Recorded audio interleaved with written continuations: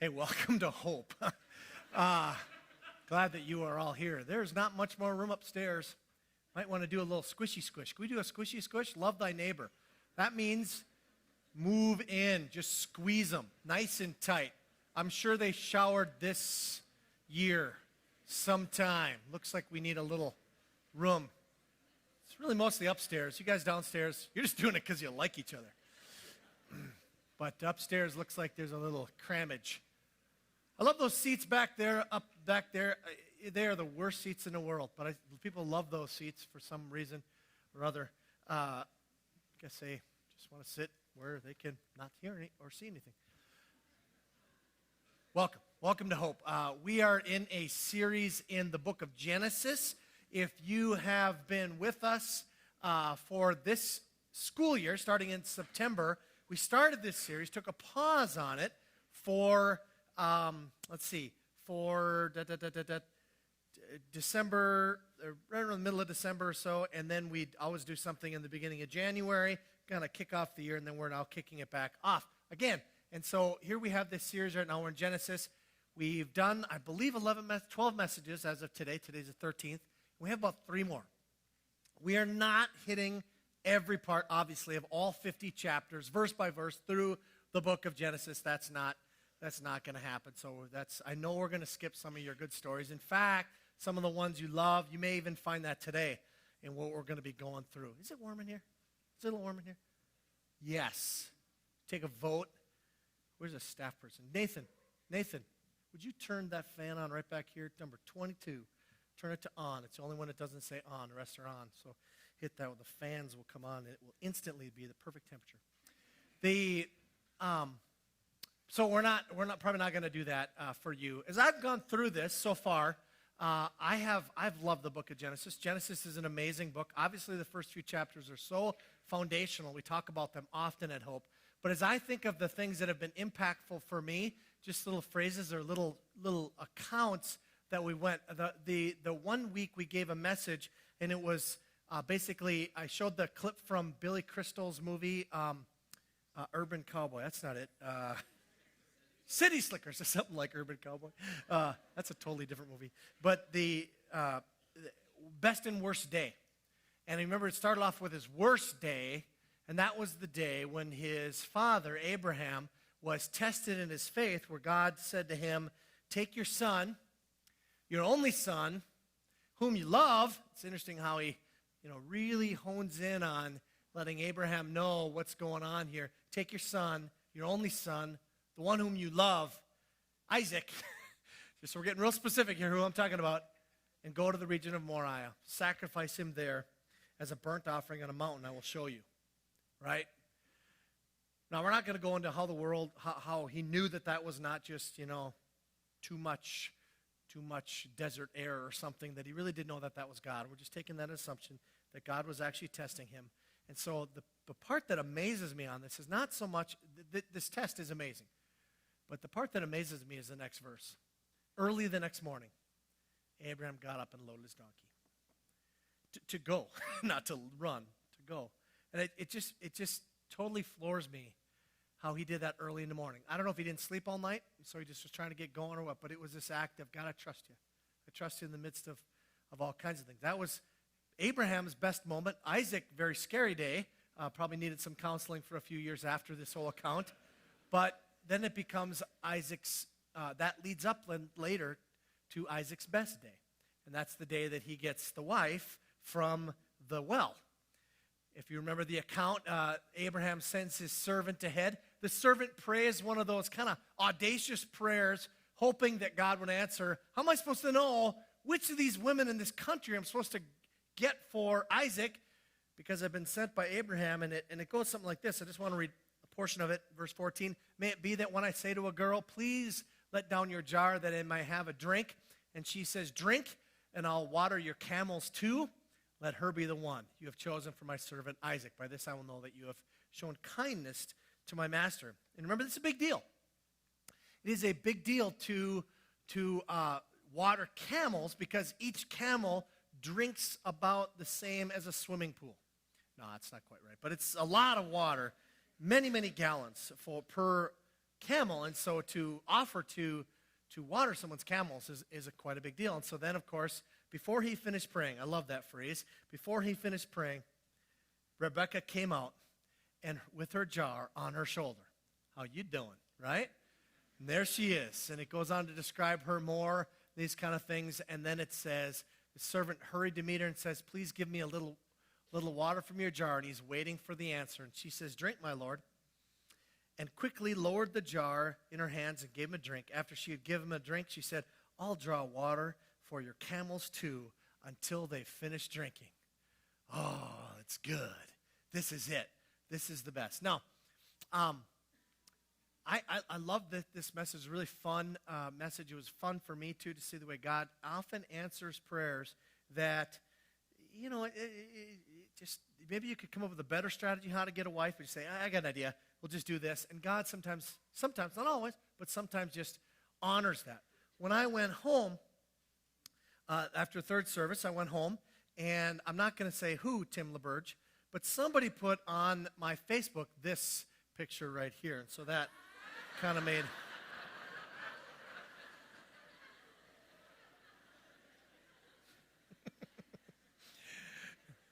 that was funny. So we go from there, of Abraham to Isaac, and last week, of course, started the conversation about Jacob and Esau.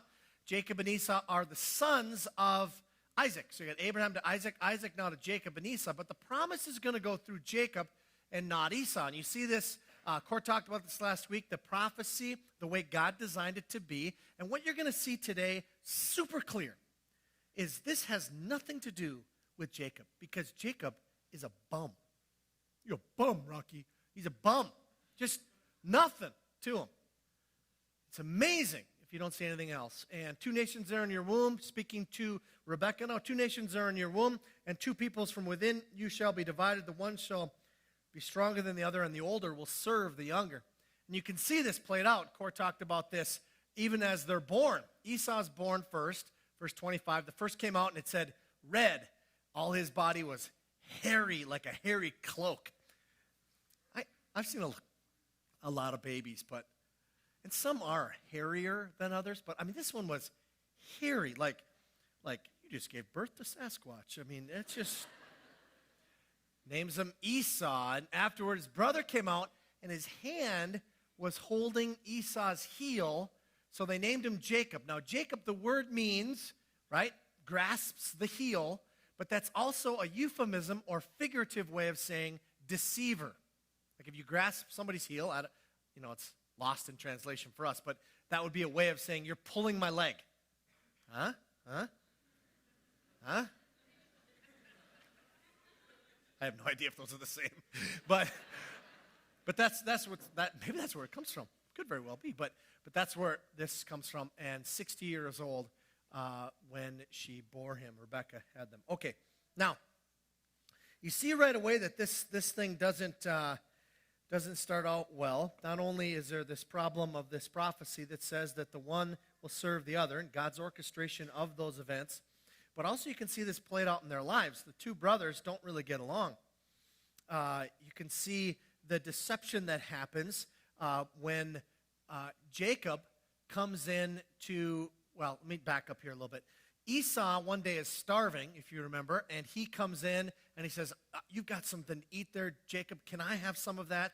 And he says, sell me your birthright for it.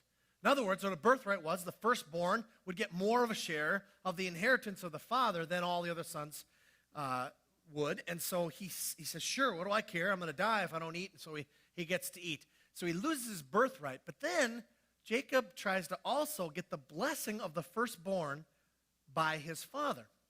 And so Rebekah wants him to do it, devises this plan, put some lamb skin or something, I don't remember what kind of fur it was, put some fur on your arm.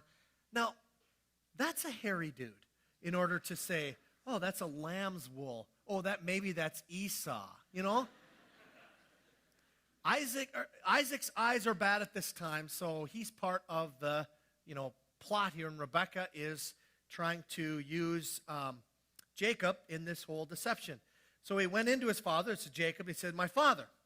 And he said, here I am, who are you, my son? Jacob said to his father, Now, let's just count the lies. All right, here we go. This is going to be fun. I am Esau, lie. Your firstborn, lie. I have done as you've told me, which is to go get game, to go get wild game, lie. Now sit up, okay, that's the truth, and eat of my game, lie, that your soul may bless me with the blessing of the firstborn, lie. Okay, we're already done with one hand. Keep going here. But Isaac said to his son, how is it that you have found it so quickly, my son? You know, he went out to go get game, and he just, something around the corner there, or what was the deal? He says, because the Lord your God granted me success by going to the refrigerator and getting something, lie. Then Isaac said to Jacob, please come near me that I may feel you, my son, to know whether you're really my son Esau or not. So just to kind of speed it up here, he does that, gives him his arm. Sure, I guess you are. But he says, you sure sound a lot like Jacob. And he asks him point blank, are you really Esau? And Jacob says, I am. Now, I don't totally understand the custom. We don't have this custom anymore, the blessing of the firstborn. But somehow, lying through your teeth to get it does not nullify it. I don't totally get that, but that's the way it works. And so Esau doesn't get this blessing. When he comes in, he brings in the food that he was asked. He doesn't get it. And here's the summary then in Genesis 27. Esau says, isn't he rightly named Jacob, which means deceiver? He deceives. He has deceived me these 2 times. First, he took my birthright, and now he's taken my blessing. And then it says, verse 41 of chapter 27 of Genesis, Esau held a grudge against Jacob because of the blessing his father had given him. He said to himself, the days of mourning for my father, because he died, are near. Then I will kill my brother Jacob. That makes him feel better. So today what we're going to do is we're going to cover 2 chapters in the life of Jacob. We're going to cover chapters 29 and 30. It goes all the way from right here all the way through chapter 36. There's amazing encounters, different things. Jacob is a complete bum. It is amazing when you look at all the different things that he does. But we want to kind of hone in on right around one event, which Jacob is very, very famous for, and that's this one. So nice, he did it twice. When asked whether or not he thought that was a courageous thing or not to marry 2 women, he said, no, it's big of me.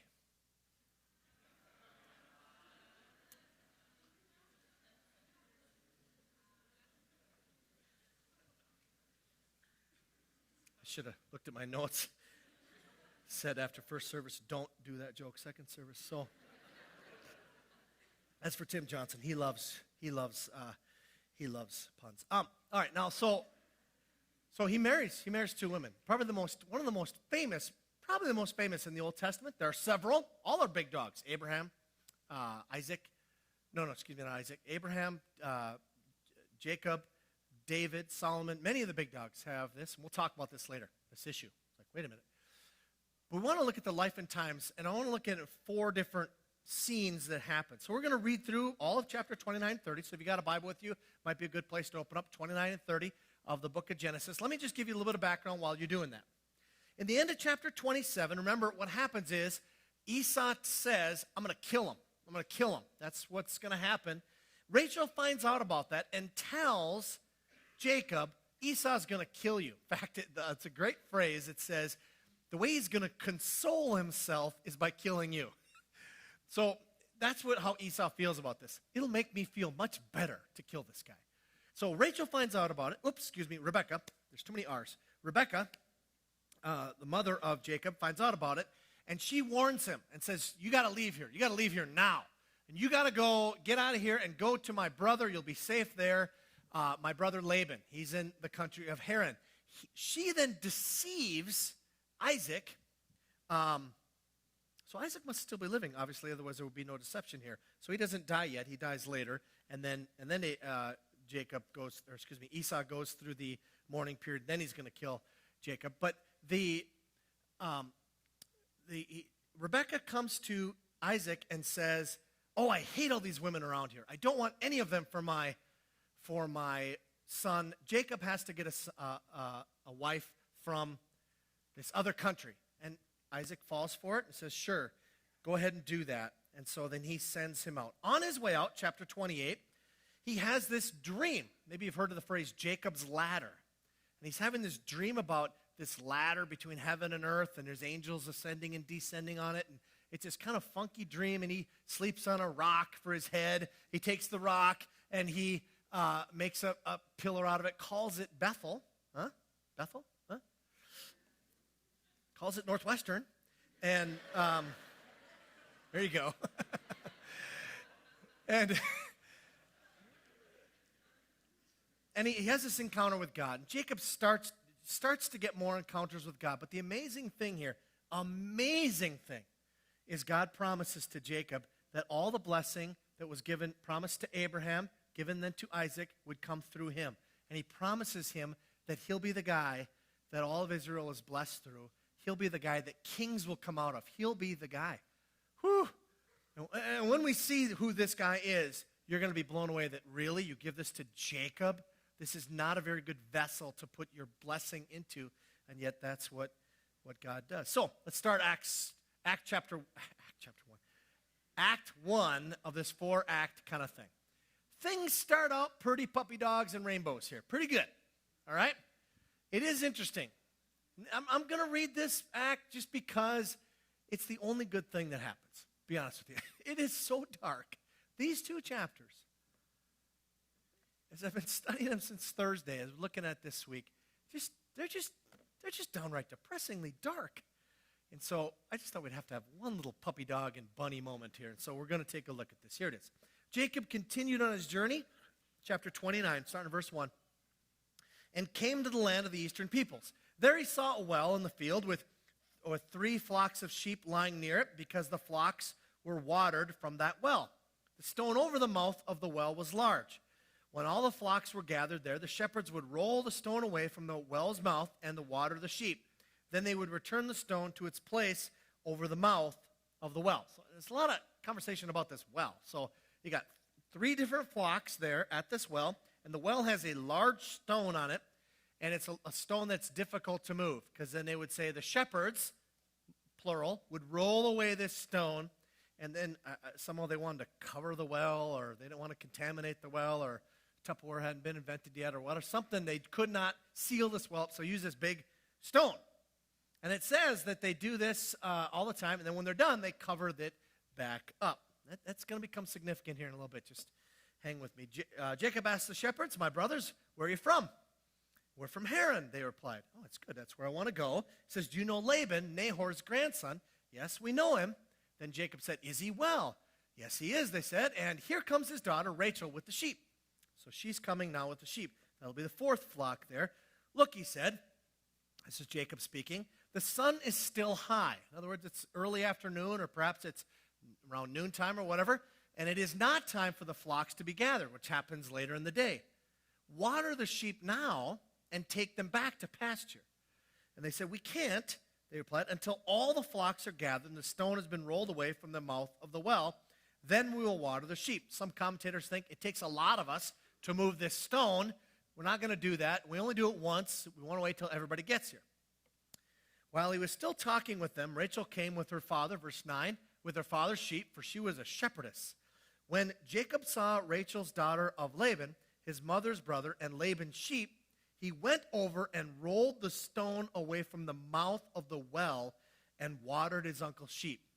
Here's this huge stone, and what does he do? He sees her, he sees a sheep, and somebody says, "Well, which way is the well?" And he says, "That way is the well." And he goes over there, and he does this feat of strength and moves it by himself, right?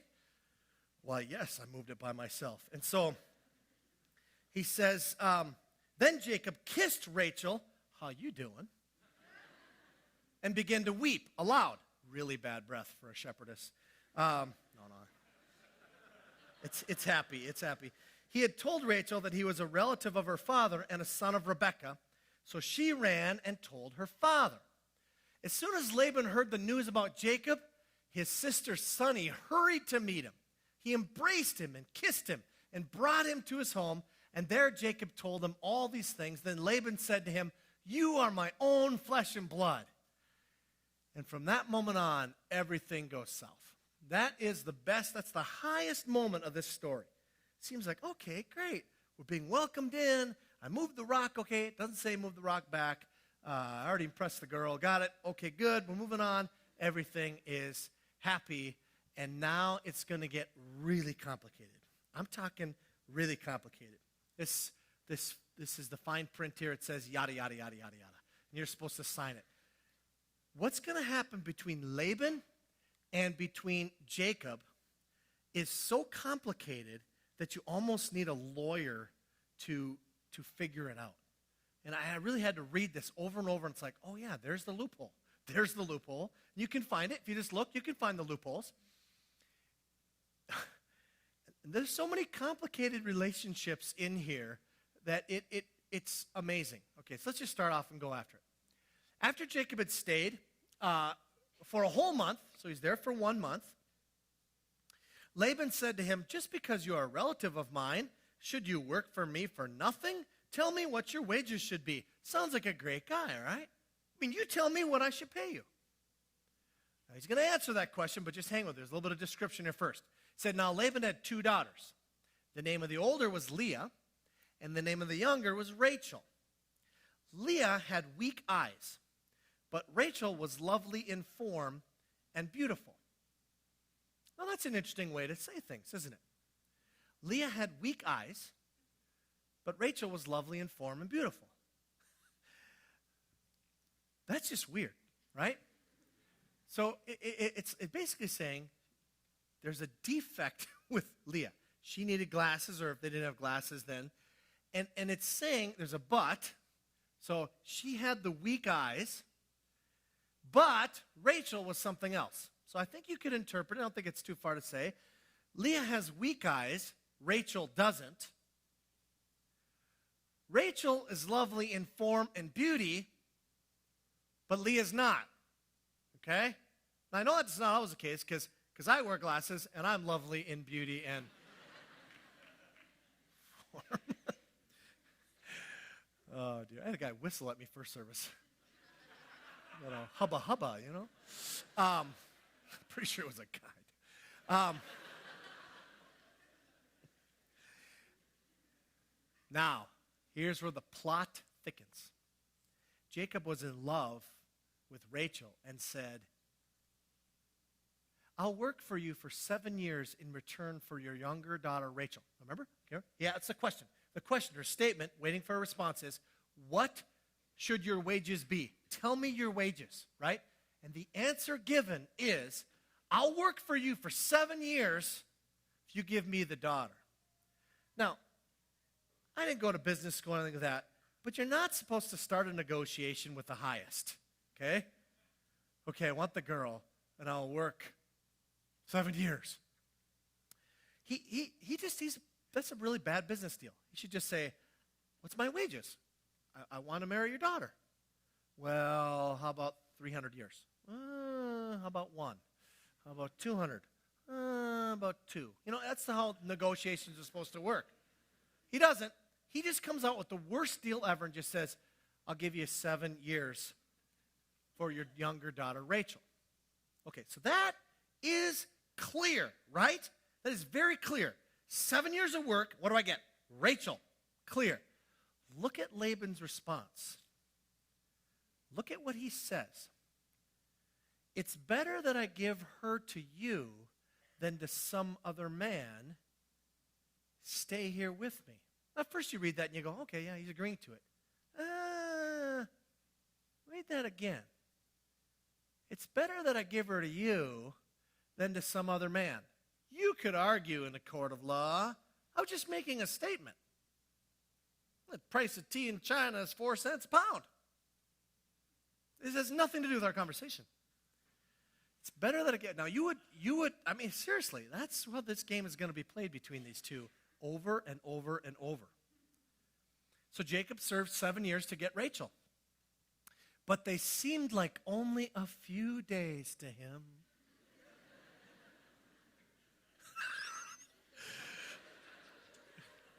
Whoever's the author is just some lovesick puppy at this moment. Moses or whatever. 7 years seemed like a few days. Now, it's interesting because of what follows, right? It says, because of her love for her, they weren't just a few days, because listen what Jacob says. Jacob says to Laban, give me my wife. It's only been a few days. No, give me my wife. My time is completed, and I'm just going to cut to the chase, and I want to lie with her. Okay, I mean, it's just back off there, big dog, right? So what does Laban do? Laban, first of all, he's going to throw a big party. Brought together all the people of the place and gave a feast.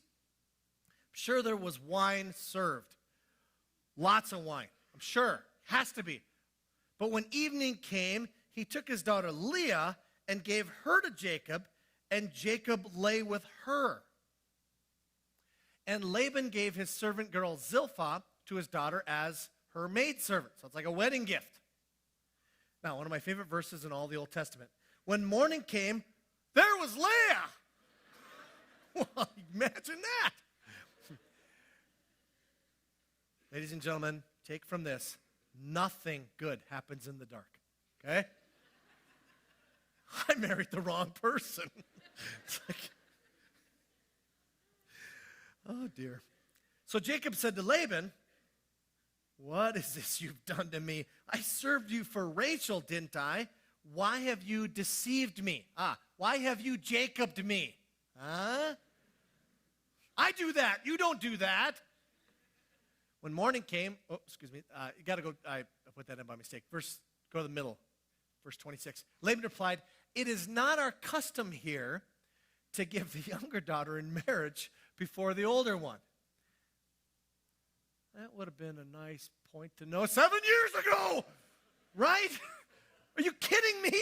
That's a little detail that maybe we would have saw if she got married off in those 7 years. Didn't happen. Now, the solution, though, is finish this daughter's bridal week. Then we'll give you the younger one also in return for another 7 years of work. Now, he could say, wait a minute. We already did my 7 years of work. Why would I do another 7 years of work? But he's lovesick, and he does it. Jacob did so. He finished the week with Leah, and then Laban gave him his daughter Rachel to be his wife. Laban gave his servant girl Bilhah to his daughter, Rachel as her maidservant.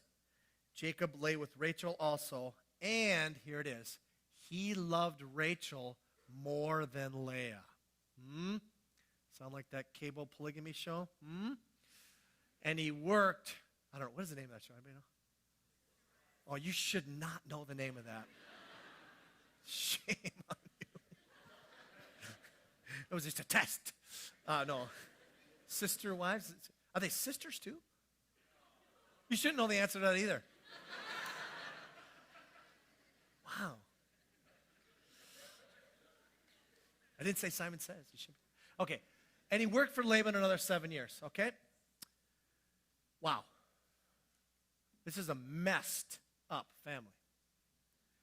Now, what we're going to do next is we're going to look at this relationship that's going on. Right now, you've got Jacob. He's married to two women, Leah and Rachel. Leah's the older. Weak eyes. Rachel, easy on the eyes, right? So you've got those two people, and Jacob has always preferred Rachel, but there was no collateral damage of that until he marries Leah. Now there's collateral damage. The interesting thing is, God has promised that out of you will come all these nations, and it's going to come out of this unbelievably dysfunctional family. In fact, we're going to meet 11 in what I'm just about going to read here in Act 3. We're about to see the relationship between Leah and Rachel and how unbelievably angry, jealous, and manipulative it is. It's crazy.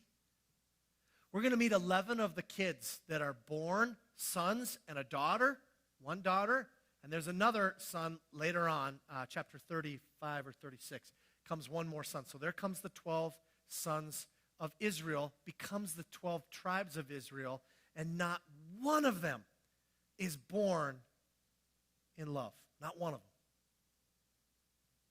That's the start of Israel. Here we go. Middle of chapter 29. When the Lord's, by the way, as I read this, just notice not only just the facts, because you're going to meet all the kids when all the kids are born, but the author, I believe Moses here, as he wrote this, he wants you to understand the pain, because this is just not insignificant little details here. It doesn't just say, well, then first was born Reuben and da-da-da-da-da-da. It doesn't say, it gives all these details about the pain of what this family was like. When the Lord saw that Leah was not loved, okay, he opened her womb. But Rachel was barren. So you got Leah is not loved, but she's fertile, and Rachel is loved, but she's barren. Leah became pregnant and gave birth to a son. She named him Reuben, for she said, "It is because the Lord has seen my misery. Surely my husband will love me now." Did you hear that statement? They say it out loud. Surely my husband will now love me. Now, the names of all the kids they're like play on words. So this one, Reuben, means seen my misery or like my misery, okay? And all of them will do that. And they describe what they are, and it basically goes like that. But listen to the motivation. She's not loved. Lord opens her womb. She has the firstborn, the first child that's going to be part of this big nation, Reuben. And it says, guess what? Now I hope my husband will love me. It's like a couple going through big-time marital difficulties, and they say, we can't seem to get along at all. I know, let's have a child. That'll fix it. It's a mess. That's what's going on here. It continues. She conceived again, and when she gave birth to a son, she said, because the Lord heard that I am not loved, he gave me this one too. So she named him Simeon, which Simeon means the one who hears. Again she conceived, and when she gave birth to a son, she said, now at last my husband will become attached to me. Listen to the pain of that, saying, I'm an unattached woman. I am not a woman whom my husband has an affection for, because I have borne him 3 sons. So he was named Levi, and Levi means attached. She conceived again, and when she gave birth to a son, she said, this time I will praise the Lord. So she named him Judah. Then she stopped having children. So she gives him 4 sons. All right, now, I assume, I don't know, if you can get, how often get you pregnant, how soon after having a child can you get pregnant? I suppose theoretically right away, but I mean, probably realistically 6 months or whatever. Let's just give a minimum, let's say 2 months, and it's 10-month pregnancy, so that would be 4 years. 4 years have gone by in this total dysfunction, and she keeps bearing children to someone who doesn't really love her. Sorry, that's Judah. Yeah, okay, now we come to, well, how does Rachel feel about this? When Rachel saw that she was not bearing Jacob any children, now it's not like she just all of a sudden realized, I'm not bearing him any children. I mean, this is something that has gone on, and there's been like a pot of water that's boiling more and more, and she sees Leah, first she's got the stroller, then she's got the double. And she's got a trailer on for the 3rd one. Then she's got the youngest one kind of pushing on it, and she says, oh, well, how are you, Rachel? Me and my boys are out for a walk from that our husband impregnated us by. What are you going to do today? This was life in the Jacob household. And so it says she became jealous of her sister, incensed with anger, incensed with jealousy. And then it says she goes to Jacob, and he says, give me children or I'll die. Now, this is one of those moments where there's no husband words at that moment but he says, he became angry with her and said, am I in the place of God who has kept you from having children? In other words, I went to Pastor Steve's premarital. I know where babies come from. They're just not happening, okay? It's not my deal. Then she said, I got an idea, she says. Here is Bilhah, my maidservant. Sleep with her so that she can bear children for me, and that through her, I can build a family. Now, she thinks, taking matters into her own hands, this is going to solve her problem. She's not going to be bummed out any longer that Leah has all these kids. And so she gave him her servant Bilhah as a wife. Jacob slept with her, and she became pregnant and bore him a son. Then Rachel said, God has vindicated me.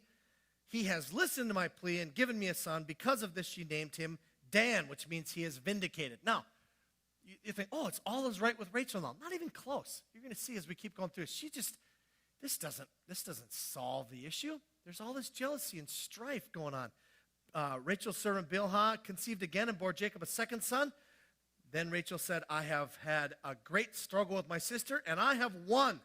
She named him Naphtali, which means my struggle. In other words, now, okay, Leah might have 4, but I got 2. But she hasn't won anything. You're going to see in just a little bit. Nothing has been won for her. Now we go back to Leah. It's like tennis. Back to you. Leah saw that she had stopped having children, so she took her maidservant Zilpah and gave her to Jacob as a wife. Leah's servant Zilpah bore Jacob a son. Then Leah said, what good fortune? So she named him Gad. So now we got the 4 kids plus the 1, 5 Leah, 3 Rachel. Leah's servant Zilpah bore Jacob a second son. Then Leah said, how happy I am. Never been happy a day of your married life here, girl. The woman will call me happy. The women will call me happy. So she named him Asher, which means happy. And I know we've had a couple Ashers here at Hope. And it's a great name, happy, right? Now, you think, okay, all is good now, right? No, not even close. During wheat harvest, Reuben, firstborn kid, years have gone by here. He's old enough, so he's out into the fields doing harvesting. And he found some mandrake plants. Now, if you remember from the Song of Solomon series, it talks about bring the mandrake plants. When I say mandrake, in your mind, some smooth jazz should start to happen. Mandrakes are love potion number 9. You know, it's like an aphrodisiac. It's like, how you doing, right? That's mandrakes, which he brought to his mother. And Leah. Rachel said to Leah, please give me some of your son's mandrakes. But she said to her, wasn't it enough that you took away my husband? Now, you hear that pain? She's married first to him, and now you took his heart. Will you take my son's mandrakes too? And this is how it keeps getting more and more dysfunctional. Very well, Rachel said. He can sleep with you tonight in return for your son's mandrakes. Okay. So when Jacob came in from the fields that evening, Leah went out to meet with him, and guess what she says? You must sleep with me tonight. I have hired you. This is in the Bible, okay? I'm not making this stuff up. I have hired you with my son's mandrakes. So he slept with her that night. God listened to Leah, and she became pregnant and bore Jacob a 5th son. Then Leah said, God has rewarded me for giving my maidservant to my husband. So she named him Issachar, which means reward. And then she conceives again. And we don't know if it's more mandrakes or what the deal is here, but she conceives again and bore Jacob a 6th son. Then Leah said, God has presented me with a precious gift. This time my husband will treat me with honor because he never has before. He sleeps with me all the time. He sleeps with anything that we put before him. Because I've borne 6 sons. So she named him Zebulun, which means honor. Sometime later, she gave birth to a daughter and named her Dinah. So it's a lot of boys, and there's finally this girl. Then God remembered Rachel. He listened to her and opened her womb. So finally, Rachel's womb is opened. She became pregnant and gave birth to a son and said, God has taken away my disgrace. See, up until that moment, none of this other stuff was satisfying. Even this doesn't satisfy. It's still this tension. She names him Joseph and said, may the Lord add to me another son. And he does. Later on in chapter 35, Benjamin will be born, the last child of the family. And so you'll have 2 from Rachel, 6 from Leah, and then 4 from the different maidservants for a total of 12. And if you wonder why, we'll talk about this next week, why those 12 sons are such an unruly bunch, you can just look what the dinner conversations were about. It wasn't about, oh, what did you do today, Zebulun? No, it's who's selling mandrakes so I can hire your dad tonight? That's what the conversation was around the table. These people were messed up. Unbelievably messed. This is cable TV reality show all over it right here. Act 4. Deceit continues. the deceit continues. I like this right here. There's it's an office, and some lady said, she wrote on here, ring found, and they give a picture of the ring. It's found in the women's bathroom if you can't see it. And then they give contact information, go to this number or call this extension if this is your ring. And then somebody writes down, nice try, Sauron. Not going to fall for your little hobbits, tricksters. Not going to do that. So, deceit, it's all over the place. After Rachel, this is the end of chapter 30 now. After Rachel gave birth to Joseph, Jacob said to Laban, send me on my way so that I can go back to my own homeland. Give me my wives and children for whom I have served you, and I'll be on my way. You know how much work I've done for you. But Laban says to him, if I have found favor in your eyes, please stay. This sentence alone is crazy. I have learned by divination, I've learned by pagan gods, that the Lord, the real God, has blessed me because of you. Wow. He added, name your wages and I will pay them. And he's like, I've been down that rodeo before. But he falls for it again. He says, you know how I've worked for you and how your livestock has fared under my care. The little you had before I came has increased greatly, and the Lord has blessed you wherever I've been. But now, when may I do something for my own household? He says, what shall I give you? Name your wages. Don't give me anything. But if you will do this one thing for me, I will go on tending your flocks and watching over them. Let me go through all your flocks today. There's the loophole, by the way. There's the loophole. Let me go through your flocks today and remove from them every speckled or spotted sheep and every dark-colored lamb and every spotted or speckled goat. In other words, I'll just take the ones that have the speckles on it, and they're not the most valuable ones, besides, obviously, the milk and the meat we get out of it. You have wool, and this is not as fancy. I'll take the lower end. That'll be my wages. Any goat, that'll be my wages. And my honesty will testify for me. I wonder how Laban even heard that sentence and believed it. But anyway, it says, my honesty will testify for me in the future. Whenever you check on the wages, you have paid me. Any goat in my possession that is not speckled or spotted, or any lamb that is not dark-colored, will be considered stolen. So Laban says, agreed. Let it be as you have said. That same day, that's Laban, removed all the male goats that were streaked or spotted, and all the speckled or spotted female goats, all that had white on them, and all the dark-colored lambs, and he placed them in the care of his sons. Well, what was the agreement? Well, you do it today. But I might have somewhere else I'm going to put them today. And if you get them later, that's fine. Oh, my gosh. Then he put a 3-day journey between himself and Jacob. Yeah, you better run. While Jacob continued to tend the rest of Laban's flocks. Jacob, however, has something up his sleeve. He took fresh cut branches from poplar, almond, and plane trees and made white strips on them by peeling the bark and exposing the white inner wood of the branches. Then he placed the peeled branches in all the watering troughs so that they would be directly in front of the flocks when they came to drink. When the flocks were in heat and came to drink, they made it in front of the branches, and they bore young that were streaked or speckled or spotted. Why that works, I have no idea.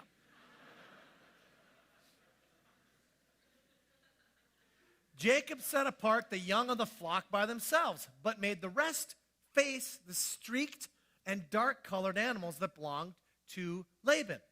Thus, he made separate flocks for himself and did not put them with Laban's animals. Whenever the stronger females were in heat, Jacob would place the branches in the troughs in front of the animals so they would mate near the branches.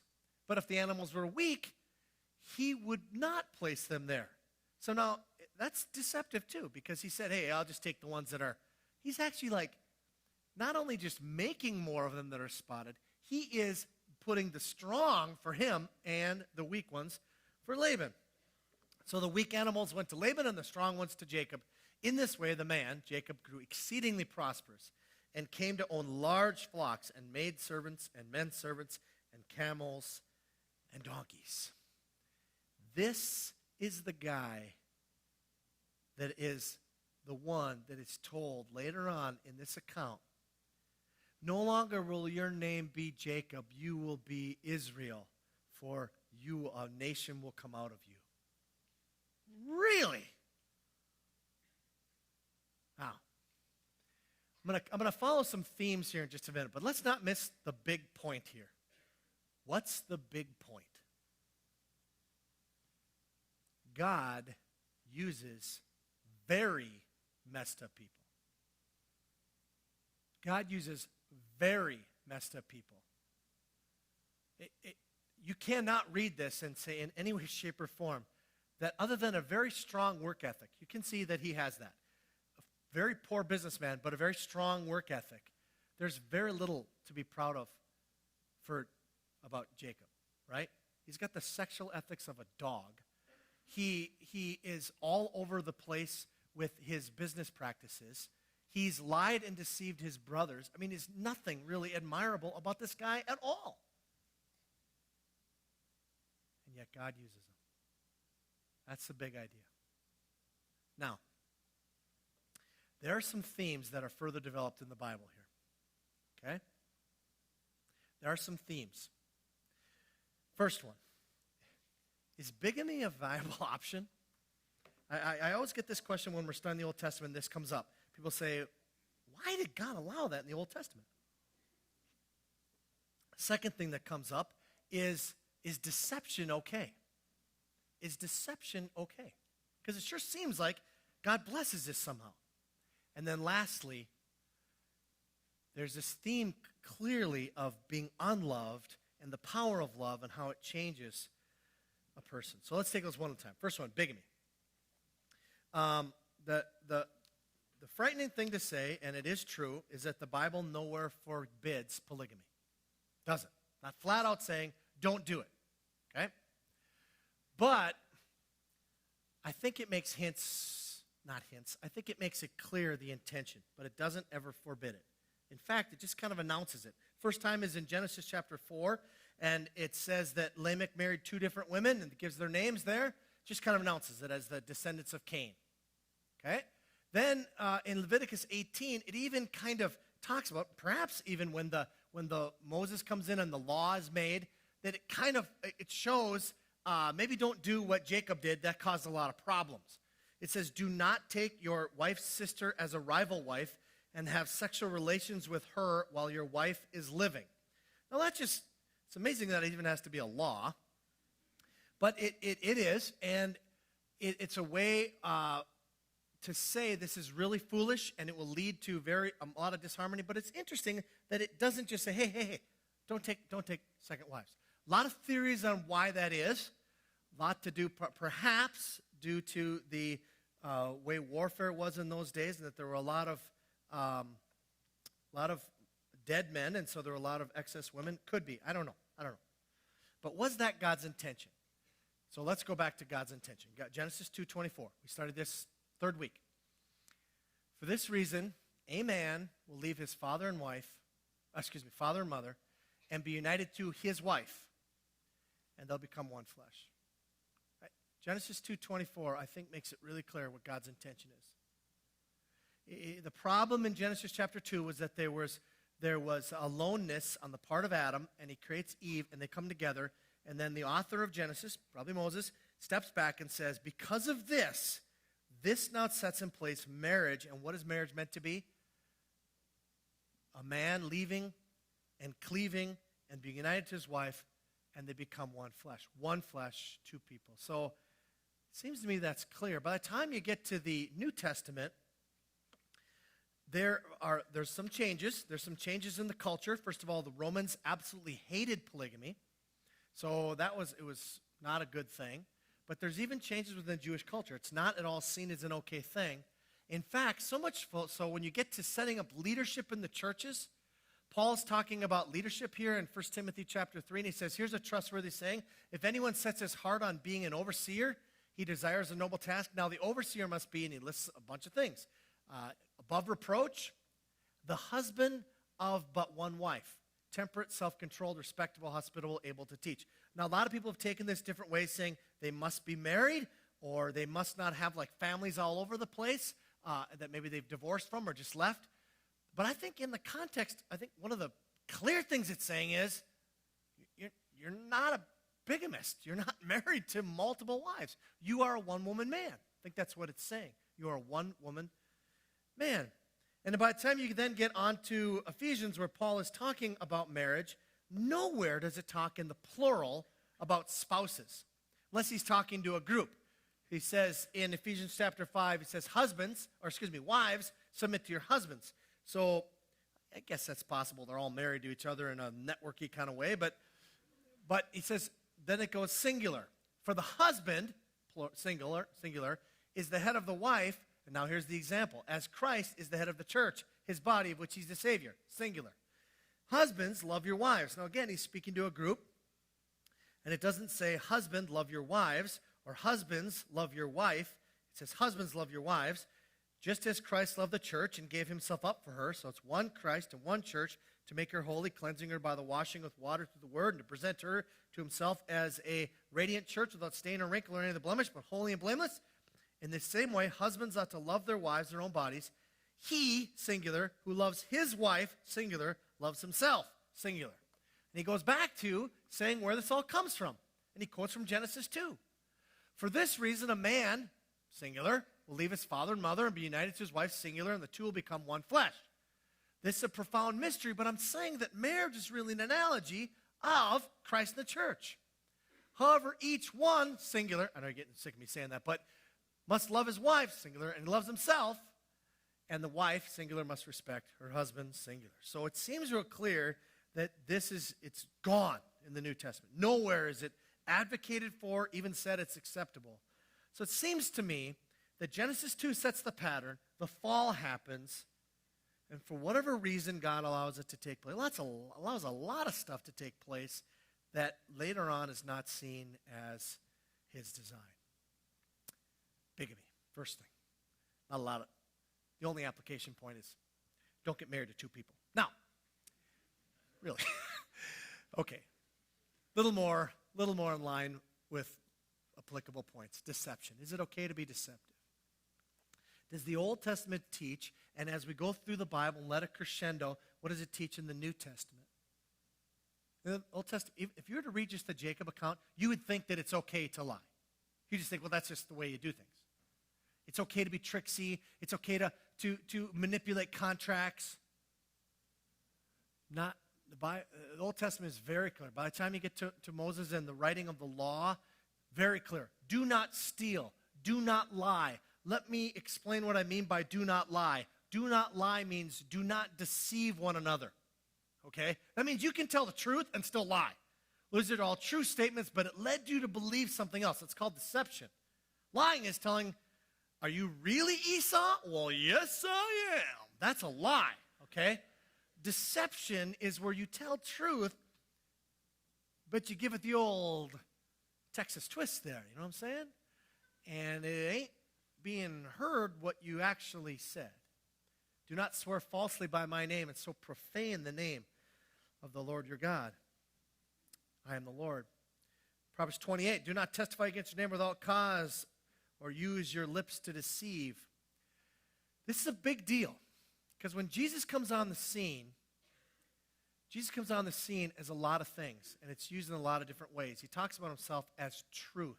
I am truth, right? He also talks about himself as light. In John chapter 3, he's talking with Nicodemus, and he says, this is the verdict. Light has come into the world, but people love darkness and deceit and dysfunction instead of light. Why? Because their deeds were evil. Everyone who does evil hates the light and will not come into the light for fear that their deeds will be exposed. But whoever lives by the truth comes into the light so that it may be seen plainly that what they have done has been done in the sight of God. So there's something about when Jesus comes on the scene about, no, absolutely no deception. Paul goes to write about this and says, but now you must rid yourself of all such things as these. And he gives a list: anger, rage, malice, slander, and filthy language from your lips. And then he says this, and he explains why. Do not lie to each other. Why? Since you are no longer your old self, you've taken off your old self with its practices and have put on the new self, which is being renewed in knowledge in the image of its creator. That's amazing. Paul could have just said, don't lie. Why? Because I said so. He doesn't. He says that there's something about deception and lying that is inconsistent with the gospel. When I'm going to be deceitful or lie, what's really happening? There's something going on within my heart that says, if you knew the truth right now, that would somehow reflect badly on me, one way, shape, or form. So even though it's maybe just a little white lie, somehow that's going to reflect on me. And when the gospel comes, now I can speak truthfully. And when Grandma says to me, do you like the mashed potatoes?